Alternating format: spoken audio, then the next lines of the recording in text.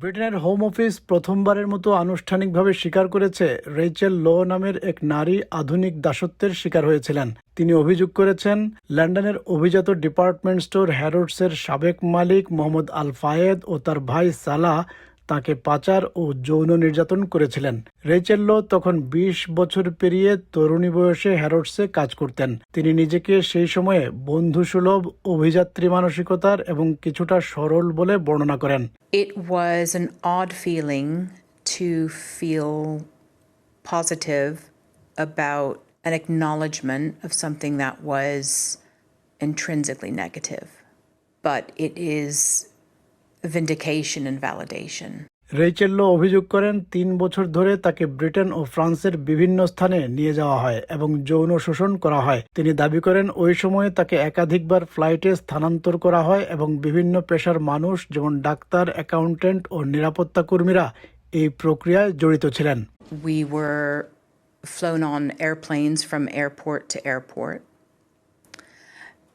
There were doctors, there were accountants, there were security forces. All of these, the people that were in these different organizations were complicit.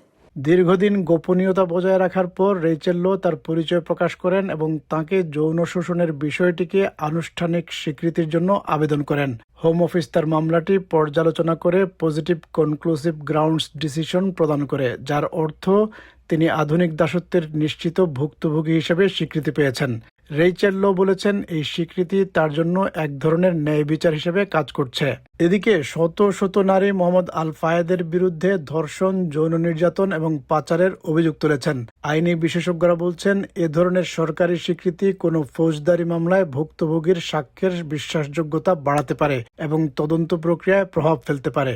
Metropolitan police জানিয়েছে তারা আল ফায়েদকে ঘিরে চলমান তদন্তে মানব পাচারের বিষয়টিকে অন্তর্ভুক্ত করেছে এবং আধুনিক দাসত্ব বিষয়ে অভিজ্ঞ কর্মকর্তাদের দিয়ে তাদের দলকে শক্তিশালী করেছে। মার্চ মাসে পুলিশ জানায় মানব পাচার ও যৌন শোষণের সহায়তার অভিযোগে ৩ জন নারী ও ১ জন পুরুষকে সতর্কতামূলকভাবে জিজ্ঞাসাবাদ করা হয়েছে। যদিও সম্ভাব্য ভুক্তভোগীদের হোম অফিসে রেফার করার ক্ষমতা পুলিশের রয়েছে, সংশ্লিষ্ট অনেকেই নো ওয়ান অ্যাবাভ নামের একটি ক্যাম্পেইন গ্রুপের সহায়তা পেয়েছেন এবং আনসিন নামের আরেকটি দাতব্য সংস্থার মাধ্যমে রেফার হয়েছেন। There could be more people working with the individual to cover it up. So it's important that not just the perpetrator and the victim are looked at, but the organised crime underneath that is assessed and investigated as well. Home office নির্দিষ্ট কোনো মামলা বা রেফারেলের বিষয়ে বিস্তারিত জানাতে অস্বীকৃতি জানিয়েছে। তারা বলেছে তদন্ত সংক্রান্ত সিদ্ধান্ত পুলিশের বিষয়, তবে সংস্থাগুলোর মধ্যে সমন্বিতভাবে কাজ করা এবং ভুক্তভোগীদের উত্থাপিত প্রাতিষ্ঠানিক সমস্যাগুলো বিবেচনায় নেওয়া গুরুত্বপূর্ণ। রেচেল লো বলেছেন এই সিদ্ধান্ত সংশ্লিষ্টদের বিচারের আওতায় আনার একটি প্রাথমিক ধাপ হিসেবে কাজ করতে পারে।